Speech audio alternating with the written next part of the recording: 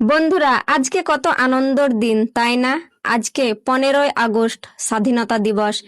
এই দিনে আমরা স্কুল লাইফে কতই না আনন্দ করেছি আর কতই না মজা করেছি বন্ধুদের সাথে একসাথে, হই হাল্লা। আর সেই দিনগুলো মনে পড়লে ভিতরটা যেন কেমন মুচড়ে ওঠে।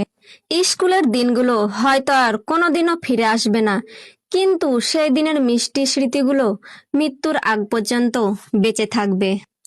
আমাদের মধ্যবিত্ত বিবাহিত মেয়েদের সংসার। সকালে উঠে দেখি বাড়িতে কোনো সবজি নেই, তাই চলে গেলাম ওল তুলতে। আমাদের ওল লাগানো আছে বাড়ির আগে দিকেও বা পেছনেও, তাই চলে এলাম, দেখা যাক কতটা ওল পাওয়া যায় বা কত বড় বড় ওল পাওয়া যায়।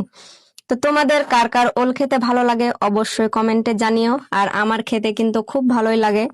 আর এখন নতুন শ্রাবণ মাসে ওল নাকি ভাদর মাসে খেতে হয়, কিন্তু আমি শ্রাবণ মাসে খেয়ে ফেললাম, আবারও ভাদর মাসে খাওয়া হবে। আর আমার ওল তুলতে গিয়ে যা হলো, আমার জীবন পুরো শেষ। আমি তো অপারেশনের পর কোনো কোপানো কোনো কিছুই করিনি, তাই আমার পুরো জীবনটা শেষ ওল তুলতে গিয়ে।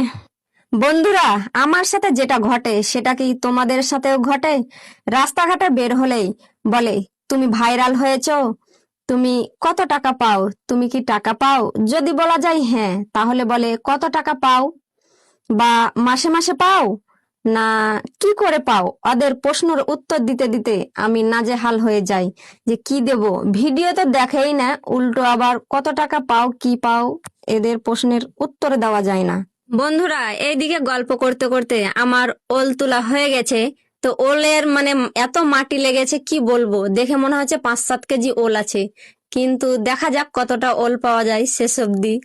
বন্ধুরা, আজকে 15ই আগস্ট, স্বাধীনতা দিবসটা অনেক মিস করব।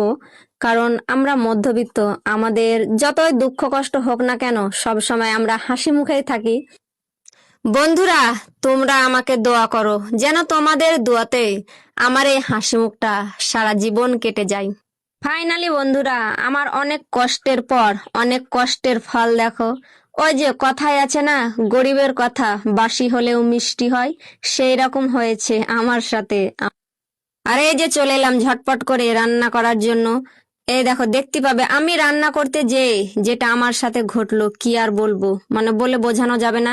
এই প্রথমবার আমার সাথে এই জিনিসটা ঘটলো, আমি তো পুরো ভয় খেয়ে গেছিলাম। দেখো এই যে, আমার মনে হচ্ছিল পুরো মনে হয় বাড়ি ধরে গেল আমার। এতটা ভয় হয়েছে কি বলবো, আমি তোমাদেরকে বলে বোঝানো যাবে না। আমার বুকটা পুরো ধরপড় ধরপড় করছে যে আমার সাথে এটা কি ঘটলো। আর এই ঘটনাটা আমার সাথে প্রথমবার ঘটলো। আর এইদিকে আমি কষানো শুরু করে দিয়েছি, আর কষতে কষতে আমি বলছি এদিকে কষা হোক, আর এইদিকে আমি মশলা বাটতে লেগেছি।